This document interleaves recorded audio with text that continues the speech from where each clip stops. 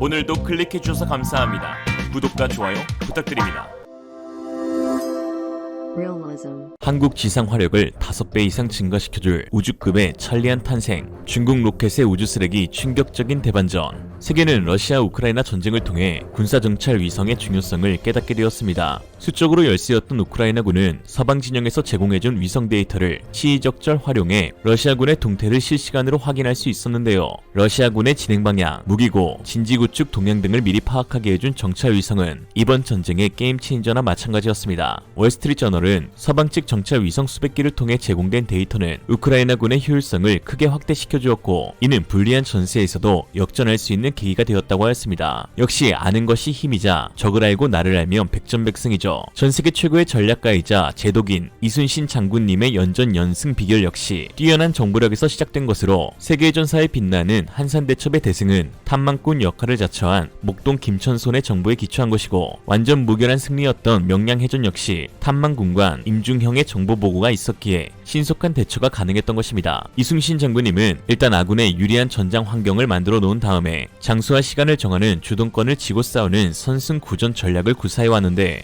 이 전략의 기본은 당연 치밀한 정보전에서 나오는 것이었죠. 이처럼 상대의 움직임을 미리 파악할 수만 있다면 세계적인 화력 강국으로 꼽히는 한국군에게는 마치 날개를 달아준 것과 같을 텐데요. 이런 상황 가운데 지난 16일 동북아 정세를 뒤흔들 놀라운 소식이 전해졌습니다. 유럽 에어버스의 CEO 마이클 쉴호른이 한국을 방문한 것입니다. 이렇게 말씀드리면 야 무슨 유럽 버스 회사 대표 하나 온 것 가지고 호들갑이냐 하실 수 있지만, 사실 에어버스는 항공우주산업 관련 특허 세계 1위 보유기업이며 그동안 우리나라가 쏘아 올린 정찰 위성 아리랑호에 탑재된 전자광학 카메라를 제조 개발한 회사인데, 특히 이번 방안을 통해 쉴호른 CEO는 세계 최고급 고해상도를 지닌 30cm 이하 전자광학 기술을 제공해주겠다고 한 것입니다. 해당 기술은 첨단 군사기술로 분류되어 전략 수출 통제 품목이기에 해외 수출도 까다로울 뿐만 아니라 기술 이전은 사실상 논의되지 않는 것이 일반적인 상식인데요. 이날 쉴호른 CEO는 한국과의 협력을 간곡히 요청하며 자사는 한국에 위성용 초고해상도 전자광학 카메라 기술을 제공해줄 수 있다고 먼저 언급한 것입니다. 쉴호른 CEO는 유럽 업체로서 미 국방부가 사용하는 저궤도 군집 위성에도 에어버스 솔루션이 지금 납품되고 있듯 우리 에어버스사의 저궤도 군집 위성의 능력이나 경쟁력은 충분하다. 우리는 한국의 유수한 업체와 협력할 수도 있고, 탑재체 관련된 부분은 한국에서 진행을 하고 위성체 본체 등에 대한 부분은 에어버스가 납품을 한다든지 식당에서 메뉴를 고르는 것처럼 다양한 옵션으로 진행할 수도 있다. 북한 지역에 대한 감시 임무가 굉장히 중요하다고 판단되는데, 2호 전자광학, 사 합성개구 레이더, 그리고 탑재체에 관련된 초고해상도 기술을 에어버스가 갖고 있기 때문에 정찰 위성 해상도 30cm 이하의 능력도 에어버스가 제공할 수 있다라고 했습니다. 전장에서 정찰 위성의 고해상도 탑재체의 기술이 중요한 이유를 논하자면 연평도 포격전을 예로 들 수 있습니다. 포격전 당시 우리군은 침착하고 빠른 판단으로 매우 훌륭한 대응 사격을 하였는데요.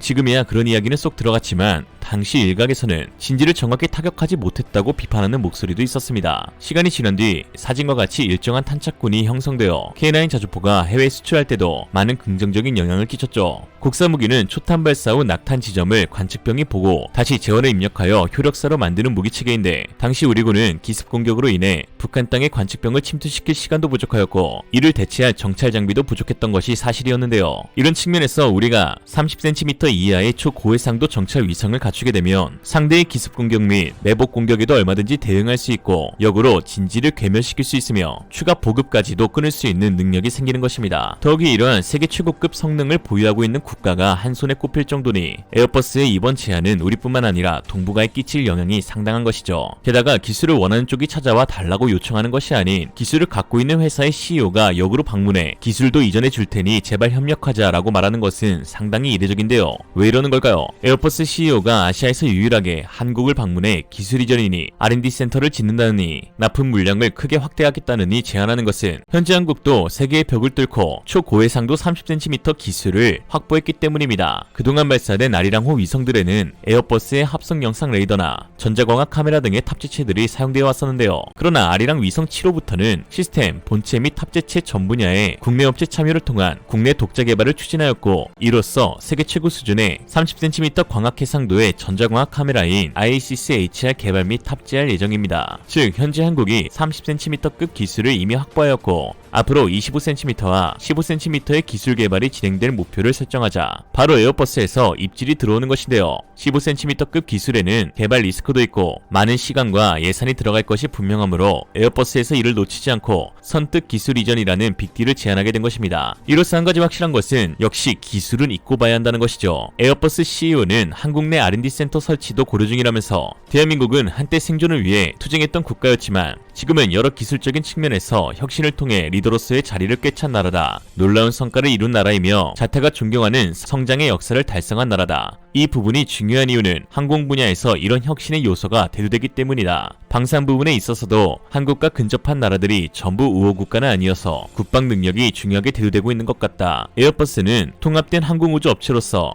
여러가지 부분에 있어 윈윈 전략을 추진하려 한다 라고 했습니다. 이분 모르긴 몰라도 확실히 언변은 좋으신 것 같아요. 근접한 나라가 전부 우호국이 아니라니 역시 30cm급 정확한 시각이네요.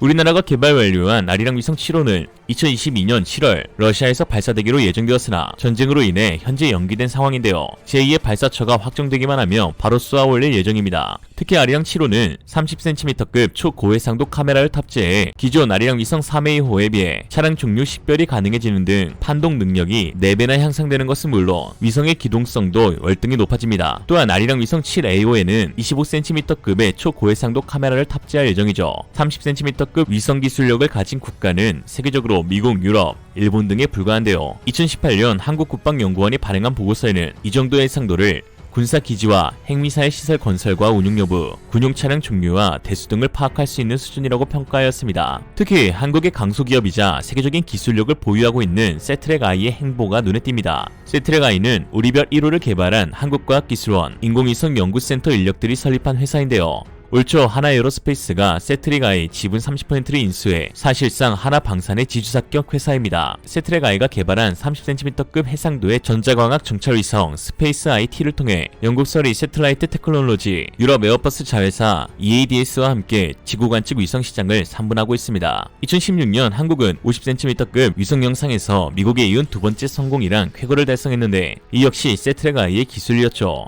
해외 수출 비중이 전체 매출의 90% 이상으로 해외 위성 시장에서 더욱 인정받고 있습니다. 조그마한 나라에서 어찌 이리 많은 천재들이 나온지 신기할 따름입니다. 전자광학 탑재체가 세트랙아이라며 사 위성의 탑재체는 하나시스템이 KF-21 A사 레이더 개발로 검증된 기술을 적용해 개발해내었습니다. 빔 조향이 가능한 사안테나, 수형 경량화된 반도체 송수진 장치 등은 이미 세계적인 개발 수준에 도달했으며 향후 본체, 탑재체, 분리형 위성에도 적용이 가능토록 개발하고 있죠. 이처럼 정찰 위성 성능에서 한국은 이미 세계적 반열에 오른 반면 주적인 북한은 비교가 되지 못할 만큼 뒤처져 있는데요. 지난 2월 북한이 자랑스럽게 공개한 정찰 위성에서 찍힌 지구사진 해상도는 이전보다는 높아졌지만 정찰 위성이라 부를 수 없는 수준이었습니다. 장영근 한국항공대 교수는 카메라 촬영 해상도 등을 볼 때 정찰 위성용이라고는 볼 수 없는 일반 시장에 나오는 카메라 정도의 초보적 수준이라며 정찰 위성이라면 지상 50cm 이하 정도를 볼 수 있어야 하는데 이번 사진은 지구 전체를 보여주었고 그마저도 흐릿하였다. 웬만한 일반 카메라도 그 정도는 한다 라고 평가했습니다. 정은아, 언제 한번 진핑이랑 용산 전자상가 한번 들리면 형이 쏠게.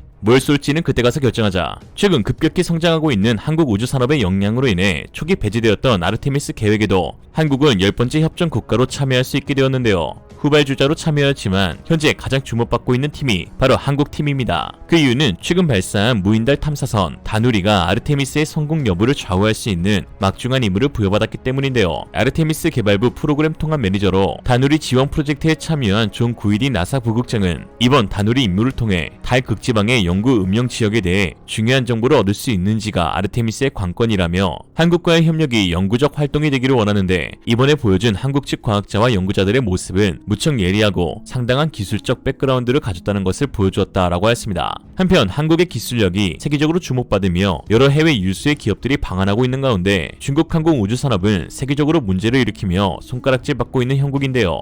중국이 이러는 게 원데이 투데이가 아니라 익숙합니다만 그래도 자칭 우주강국이라는 중국이기에 기술력에 대한 의구심을 충분히 가질 수 있는 상황입니다. 그 대표적인 사례가 바로 우주 쓰레기인데요. 필리핀 정부가 지난 9일 팔라완 섬과 민도로 섬 인근에서 발견한 우주 발사 발사체 잔해를 공개하였는데 그 잔해에는 중국 오성 홍기가 그려져 있었습니다. 필리핀 우주청은 이것이 지난 4일 태평양으로 추락한 중국 우주 발사체 창정 5BO의 잔해라고 밝혔는데요. 그러면서 우주 잔해물 추락으로 인적 물적 피해를 입을 경우 보상받을 수 있도록 국제사회가 나서야 한다며 거세게 항의하였습니다. 거세게 항의보다 그냥 거세를 세계가 모두 불안해하며 지켜봤던 중국 우주 발사체 창정 5BO 잔해가 지구로 추락한 것을 계기로 시진핑 하고 싶은 거 다 하지마 라는 이야기가 나돌고 있는데요. 왜 하필 유독 중국의 우주 발사체에만 이 같은 추락 위험성 우려가 뒤따르는 것일까요? 그 이유는 중국에게 없는 두 가지 부재 때문입니다. 하나는 기술력, 다른 하나는 양심이죠. 기술력부터 보자면 이번에 추락한 창정 5BO의 경우에는 발사체의 크기와 무게, 낮은 목표 고도 등이 주요 원인이 되는 것으로 보입니다. 일반적으로 우주 정거장의 경우 약 340에서 450km 수준의 저궤도에 위치하게 되는데요. 이같이 낮은 궤도에 위성보다 훨씬 무거운 우주 정거장 모듈을 실어야 하다 보니 자연히 더 큰 출력을 내기 위해 로켓의 크기도 커질 수밖에 없고, 이러한 문제로 잔해가 대기권을 뚫고 내려온다는 것이죠. 한마디로 경량화시킬 수 있는 기술력이 없다는 것인데, 로켓의 효율 및 성능 향상을 위해서는 경량화가 필수적입니다. 이를 위해 세계 각국은 우주 발사체용 탄소 섬유 강화, 탄화 유소, 복합 소재를 개발하고 있는데 중국은 이 기술을 확보하지 못한 것입니다. 한국은 세계에서 세 번째로 탄소 섬유 양산에 성공했고 현재 위성 및 항공 블레이드에 적용되고 있죠. 추락하는 두 번째 원인은 바로 양심이 없기 때문입니다. 최근 우주 개발에서는 안전을 위해 임무가 종료되면 다시 엔진을 점화해 해상으로 추락할 수 있도록 로켓을 설계하고 있습니다. 그러나 창정 5BO를 비롯해 중국의 발사체들은 이 같은 장치가 없습니다. 또 대부분의 나라들이 로켓 발사 시 1단부를 대기권에서 분리해 정해진 해역에 추락시키는 것과 달리 중국은 목표고도 도달 이후 1단부를 분리시켜 위험도를 더 높이고 있는데요. 그 이유는 비용을 아끼기 위해서입니다. 남들이야 어떻게 되든 말든 상관없다는 것이죠. 이러니 욕먹지. 역시 중용 욕중, 중국이라 욕하는 게 아니라 욕하고 보니 중국이다. 한편 지난 11월 16일 미 법무부에서는 충격적인 소식을 전했는데요. 미국 항공우주회사를 표적으로 삼아 스파이 행동을 한 중국의 쉬 이엔쥔에게 20년형을 선고한 것입니다. 메릭 갈랜드 법무장관은 재판에서 입증된 바와 같이 중국 정부 정보가 아닌 피고는 미국과 해외에 기반을 둔 회사로부터 기술 및 독점 정보를 훔쳤고, 오늘 선고는 그러한 범죄의 심각성과 우리 경제와 국가 안보를 위협하려는 중국 정부를 조사하고자 하는 법무부의 결의를 보여줬다라고 했습니다. 2015년부터 중국 항공우주 관련 국가 산하 단체들의 특허 출원은 빠르게 성장하여 미국에 이은 세계 2위를 차지했는데요. 그래프를 보면 참 신기한 게 있어요. 왜 하필 2015년 이후에 중국의 기술력이 대폭 향상되었을까? 의구심이 될 수밖에 없는데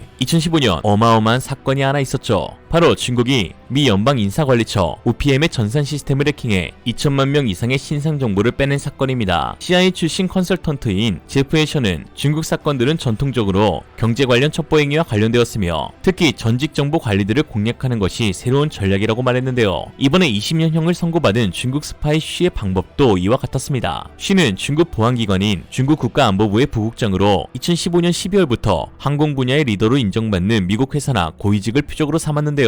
그러면서 중국으로의 여행 경비 및 뒷돈을 제시하였고 중국 국가안보국 사람들과 함께 호텔 방에 있는 컴퓨터를 해킹하거나 복사하는 작업을 시행했다고 합니다. 다른 나라라면 특허 출원 시기와 스파이 행위 시기가 우연히 겹친 것이라고 넘어갈 수 있겠지만 중국이기에 다시 한번 생각하게 되네요. 우리가 기술을 잘 개발하는 것도 중요하지만 유출되지 않도록 하는 것이 더욱 중요할 것으로 보입니다. 동서남북 둘러봐도 웬 도둑들 뿐이니. 한편 한국의 로키드 마틴을 꿈꾸는 한화는 방산 자회사인 하나디펜스를 하나에로스페이스가 100% 흡수 합병시켰다고 밝혔는데요. 이름부터가 이제 우주틱한데 합병 후 첫 번째 예상 못한 개발 소식이 전해져 보는 이들을 충격에 빠뜨리고 있습니다. 하나에로스페이스에서 생산한 K9, 바로 K9R이랑이라고 하는데요. 그럼 한번 알아보겠습니다.